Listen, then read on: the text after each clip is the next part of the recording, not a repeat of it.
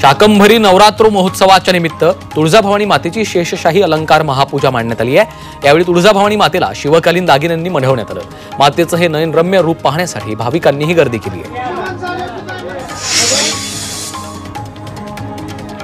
आज पुत्रदा एकादशी निमित्त पंढरपुरात हजारो भाविकांनी विठ्ठल दर्शनासाठी मोठी गर्दी केली।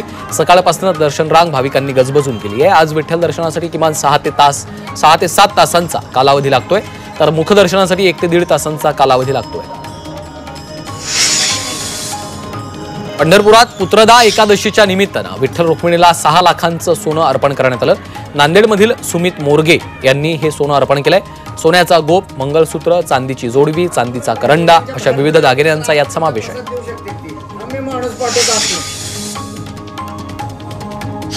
सुफी संत हजरत ख्वाजा बदरुद्दीन चिस्ती यांच्या उरुसाला सुरुवात झाली। परंडा शहरात संदल मिरवणूक काढून उरुसाला सुरुवात झाली आहे। यासाठी राज्यभरातून हजारो भाविक परंड्यात दाखल झाले।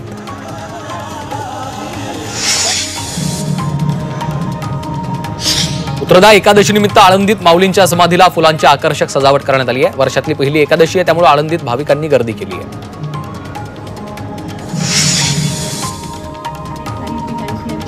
साताऱ्यात जागतिक 20व्या मराठी संमेलनाचं आयोजन करण्यात आलं। जागतिक मराठी अकादमी आणि रयत शिक्षण संस्थेच्या वतीनं घेण्यात आलेल्या संमेलनाचे खासदार शरद पवार, मंत्री आशिष शेलार, उदय सामंतांच्या हस्ते उद्घाटन झालं।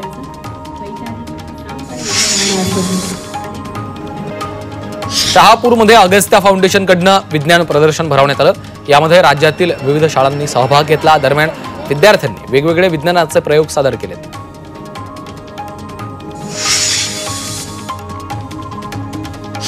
नाशिकच्या मालेगावात मोठ्या प्रमाणात पतंगाची विक्री सुरू आहे, तर मकर संक्रांतीच्या पार्श्वभूमीवर बाजारात ही गर्दी झाली आहे। विक्रेत्यांनी ठिकठिकाणी स्टॉल लावल्याचं पाहायला मिळत आहे।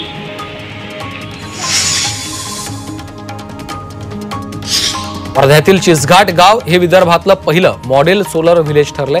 बँकेतून कर्ज घेत लाभार्थ्यांनी सौर ऊर्जा प्रकल्पाचा लाभ घेतला, त्यामुळे गावात सर्व कामं सौर ऊर्जेच्या वापरावरच करण्यात येणार आहेत।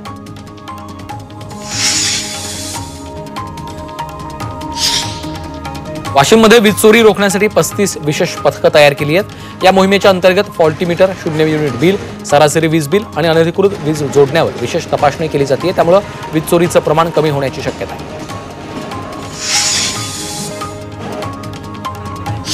वर्ध्यात एसटी कर्मचाऱ्यांना रस्ता सुरक्षेचे धडे देण्यात आलेत। महाराष्ट्र राज्य परिवहन महामंडळाच्या विभागीय कार्यशाळेत रस्ता सुरक्षा अभियानामध्ये प्रात्यक्षिक सादर करण्यात आली। मोठ्या संख्येने एसटी कर्मचारी यामध्ये सहभागी झाले होते। आपत्कालीन काळात काय करावं यासाठीचे धडे यामध्ये देण्यात आले आहेत। नाशिकमधील सिटी लिंक बस चालकांवर आता सीसीटीव्हीची नजर राहणार आहे। रस्त्यांवर नागरिकांचा विचार न करता बेफाम वेगानं सिटी लिंकच्या बस धावत असल्याच्या तक्रारी प्रशासनाकडे येत होत्या, त्यामुळे शहरातील 48 सिग्नलवरील सीसीटीव्ही तपासून त्यांच्यावर कारवाई होणार आहे।